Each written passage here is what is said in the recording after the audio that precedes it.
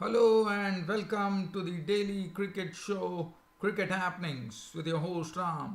And there is a lot of cricket, let me tell you, dear fan subscribers. There is the first India actually whitewashing Sri Lanka in all the formats in the series as they played their final match, which was a T20 match, and they did it once again. They beat the Sri Lankans by 7 wickets and that's it. And this brought a great end for the Indian tour of Sri Lanka, which was on an absolute high because they won the one day series 5-0, they won the test series 3-0, and they won the solitary T20 1-0 to complete a win in all the formats of the game. They totally dominated the Sri Lankans, and the Sri Lankans were definitely left humiliated, I would say.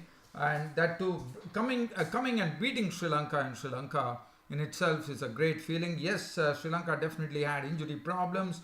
They are still rebuilding, so one can probably give some consolation there. But still, they could have probably done much better. I mean, they were absolutely hollow in the whole in this whole series, unfortunately. And so that is something that is done and dusted. So India will now cool their heels, go back to India, cool their heels, and wait for Australia to actually take clash with them in the ODI series. And what a series that is going to be. Well, that is at a later stage, and so India won the match, which I'll be talking about. The other thing that I would be looking at is Australia versus Bangladesh, where Australia went on to take a lead. David Warner scoring the slowest century of his career, I would say, because by David Warner's standards, yesterday, as I told you, David Warner is such a aggressive batsman that to see him score a snail pace century was in something a real rarity. But nevertheless, Australia have taken a 72 runs lead. They have one more wicket still to go, so Bangladesh should be hoping to get that wicket pretty quickly on the morrow. So that is as far as Australia and Bangladesh is concerned. And then the preview, very brief review. Probably I might not get time today because there's a lot of cricket to cover. As far as the preview of England versus West Indies is concerned, the third Test match, and West Indies it's already, as you know, the Test series is level right now with that fantastic win by the West Indies in the second Test match, and the third Test is going to be played at Mecca of English cricket, the Lord's Cricket Ground, and I'm sure there's going to be a lot of excitement there. And Caribbean Premier League is something which is also a very important fixture. And the Caribbean Premier League right now, yesterday we were into the business end of the tournament where the qualifier one was played, and the first team to actually reach the finals was the Patriots. In fact, the Patriots actually won the match against the Trinbago Knight Riders. So that was a great win because Trinbago Knight Riders, as you know, are a very strong team. They have been performing in a very consistent manner. Yes, they have been crippled by Brendan McCullum not being there, but that is no excuse. St. Kitts and Nevis Patriots doing a very good performance, led by Chris Gale, the captain, as they won by 38 runs to go and sit into the finals. So they have already made their place secure. They have already reached the finals of the Caribbean Premier League 2017. Well, I'm talking to you. We can also give you some live cricket update. The live cricket update here coming from the Eliminator, which is happening right now. As the name itself says, it's the Eliminator. So the team which is going to lose is going to be eliminated. So right now, the match is being played between Jamaica Talawas and the Guyana Amazon Warriors. And Guyana Amazon Warriors inserted the Jamaica Talawas to bat. The Jamaica Talawas right now are placed at 70 for 3, and we are in the 9th over. We'll catch up with that also. So as I said, there's a lot of cricket to talk about, no doubt about it. So, but first I'm going to head off to the India versus Sri Lanka clash. As I said, India have ended the tour of Sri Lanka on a great high.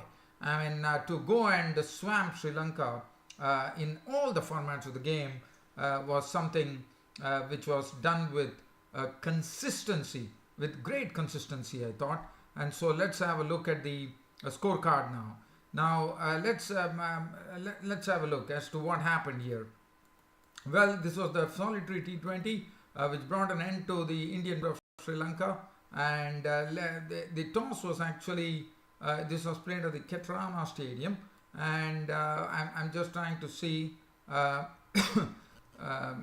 I'm just going to talk about it right now. So the Sri Lankans were the ones who actually batted first, and let's see what they did. They raised 170 for 7 on the board.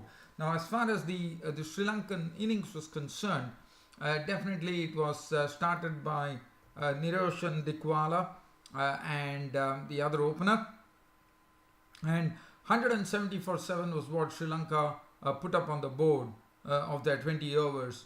Bhuvaneshwar Kumar bowled 4 overs, 1 for 36. Jasprit Bumrah bowled 4 overs, 1 for 38. Chahal bowled a good. Chahal was a bit costly, I would say. 4 overs, no maiden, 3 for 43 for Yuzvendra Chahal. 4 overs for 29. Akshar Patel doing his job. Then Kuldeep Yadav was the best bowler, I thought. 4 overs for just 20 runs, and he picked up 2 wickets as well.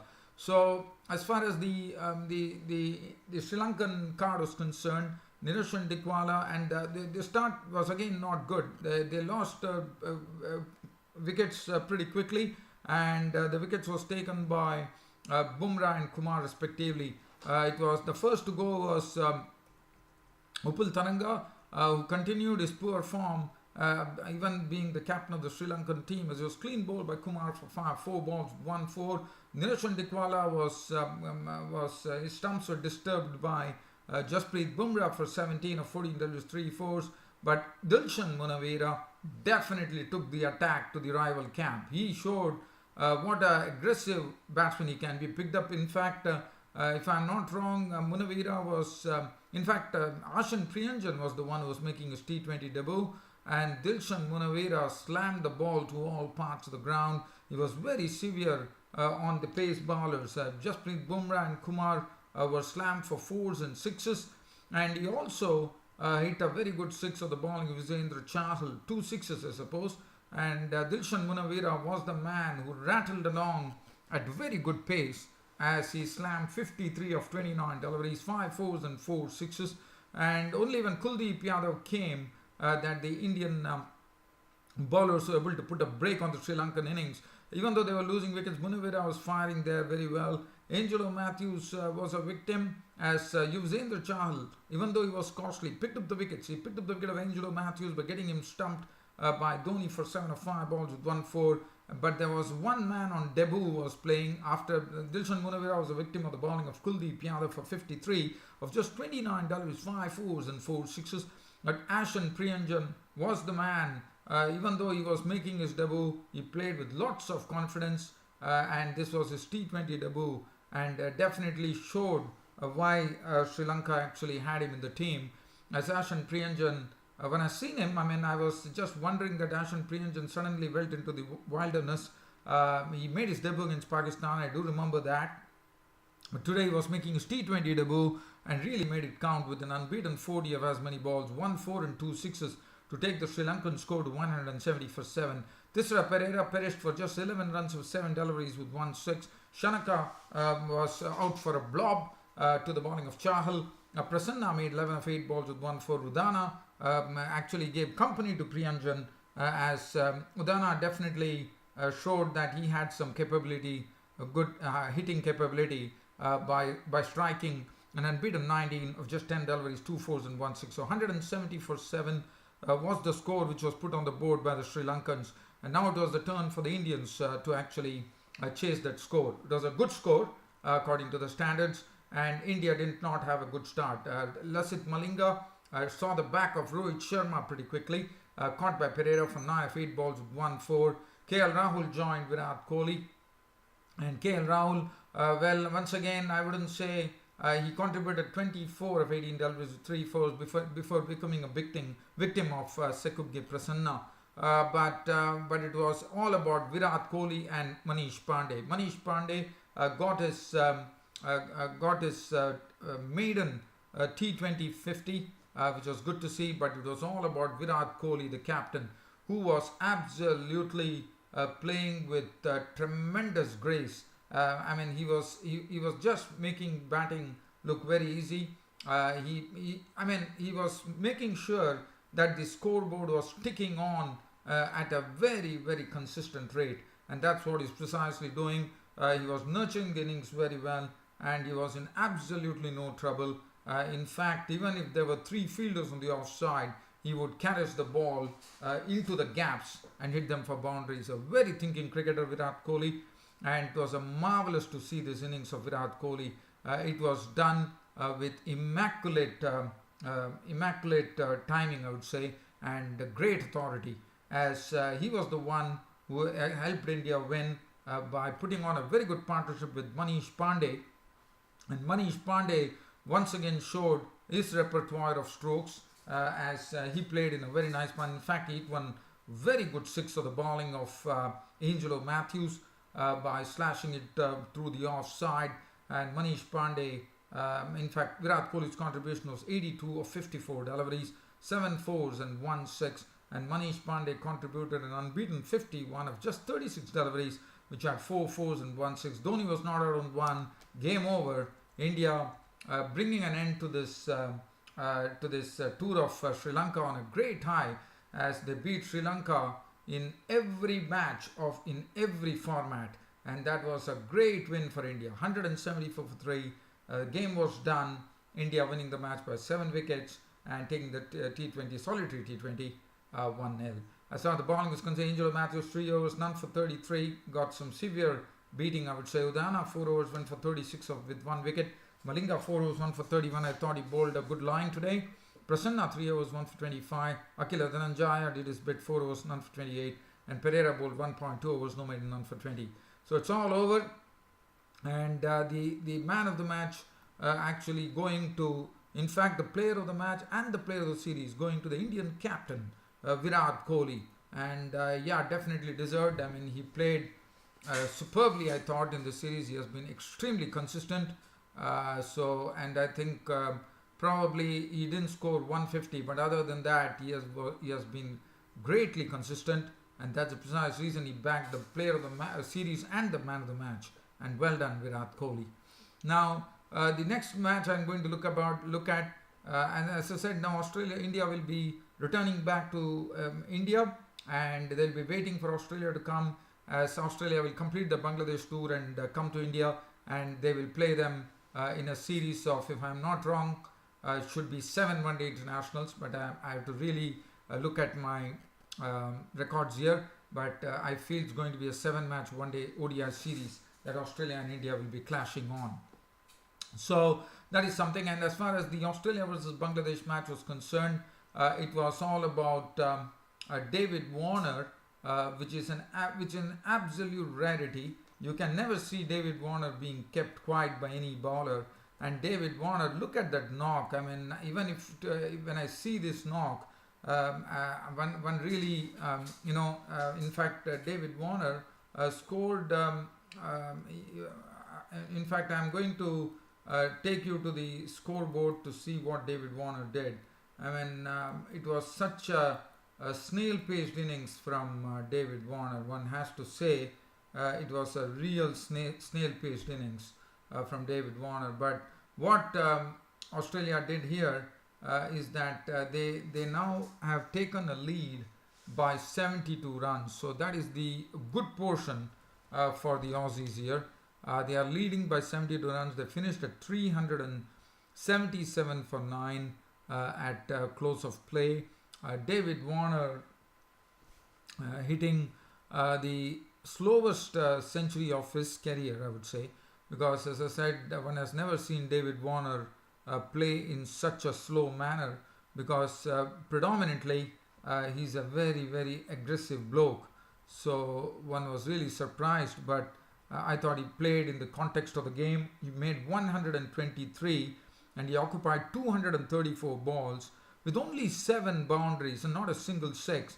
And this is something which, it was something which was very well carved out century, and he played in the context of the game. Hanscom today was very smartly run out by Shakib Al Hasan for 82 with 6 boundaries. Hilton Cartwright contributed 18 with 2 fours and 1 6. One of the shots actually went and hit Matthew and Miraz, the Radha Murphy, on his ribs, but he was okay. And Matthew Wade failed with the bat. He was gone for 8 to the bowling of Mustafizur Rahman, who also today really made his presence felt as he also picked up the big wicket of David Warner, caught by Imrul Case after making 123. Matthew Wade was LBW by Mustafizur Rahman for 8. Ashton Agar was out to the last ball of the day when Shakib Al Hasan got a ball to really turn in and knock the stumps of Ashton Agar, who was out for 22 with 4 boundaries. Cummins was LBW ball, Mehdi Hasan Miraz for 4, as the Aussies closed at 377 for 9, with Steve O'Keefe not out on 9, Nathan Lyon not out on not, and they would be hoping that this 10th wicket pair could eke out as many runs as possible so that psychologically they could take a 100 runs lead. Right now they are leading by 72 runs. Mehdi Hasan Miraz 38 overs 6 minutes 93 runs and 3 wickets, and Mustafizur Rahman, they were the ones who actually shared the wickets. 20 overs 2 minutes 84 runs and 3 wickets for Mustafizur Rahman. Shakib Al Hasan 30.2 overs 2 minutes 82 runs and 1 wicket. Tajul Islam 21 overs 1 minute 78 runs and 1 wicket. 6 overs 2 maidens and none for 14 for Nasir Hussain. Mominul Haq 2 overs for 6 and Sabir Rahman 1 over none for 9. And we are talking about this was the third day's play where we are talking about where Australia are leading by 72 runs. So that is one thing that I want to cover. Tomorrow, the next match that I would like to speak about before I go to the Caribbean Premier League is the preview. As I said, West Indies are taking on England at the Lord's Ground in the third test match, and the third test match, it should be, as you know, West Indies won the second test match to level the series 1-1. So West Indies would be this match will be viewed with great interest, no doubt about it. So I can't go much on this due to shortage of time here. And the Caribbean Premier League, let me talk about the Caribbean Premier League. The Caribbean Premier League 2017, yesterday, we are into the business end of the tournament, and as far as the business end of the tournament is concerned, was St. Kitts and Nevis Patriots, led by none other than the skipper Chris Gayle, actually winning the match against a very consistent Trinbago Knight Riders in the CPL, as Patriots became the first team to walk into the finals of the Caribbean Premier League. And Chris Gayle, as you would remember, when he picked up the cup, the Jamaica Talibas, when he was captaining Jamaica Talibas, he picked up the Caribbean Premier League trophy in 2016. So whether Chris Gayle would be able to do the same, but he definitely did a fine job. So I'm going to talk about that. And in fact, the Patriots made 149 for 7, and the Trinbago Knight Riders were bowled out for 111. As far as the St. Kitts and Nevis Patriots were concerned, it was all about Chris Gayle carrying his bat through the innings by carving an unbeaten 54 of 51 balls, 3 fours and 3 sixes, playing with lots of responsibility, and that was featured. The other players could not. King contributed 30 of 26 balls, 1 4, 3 sixes, 21 from Mohammad Hafiz, which was a very sweetly timed knock of 21 of just 13 Dalvis, 3 fours and 1 6. So 149 for 7 on the board. Beaton did a very good turn for himself, 4 overs 222, bowled economically, and Bravo had 4 wickets for 38 runs. At Trinbago Knight Riders were already crippled with Brendan McCullum not being there. They never got going. They lost 3 wickets pretty quickly, with Cottrell and Hilfenhaus amongst the wickets. Colin Munro, this very strong batting lineup failed. Ramdin 19, and it was only 29 from Darren Bravo of 33 balls, 2 fours and 2 sixes. Other than that, Dwayne Bravo made 24 of 13. They were all out for Nelson, 111 all out, and it was all over. The match was won by the Patriots. The other match, right now while I'm talking to you here, we are also looking at the eliminator that is happening. The eliminator is being played between the Jamaica Talawas and Guyana Amazon Warriors, and I'm going to take you live to the ground to give you a live update here. The Jamaica Talawas, who are batting first, Guyana Amazon Warriors bowlers, in fact the Jamaica Talawas, right now as I'm speaking to you, I'm trying to look at the scorecard. They're 65 for 3. We are in the 8th over. The captain Sangagra is not out on 4. So this is a live cricket update coming here on the Caribbean Premier League. As I said, this is known as the eliminator. So whichever team loses it, it's all over in the Caribbean Premier League. So that's the match situation. Well, dear fans, subscribers, it was a real pleasure bringing you this cricket broadcast today. Hope you all liked it, and with more to come tomorrow on my next cricket broadcast. This is your host Ram bidding good night.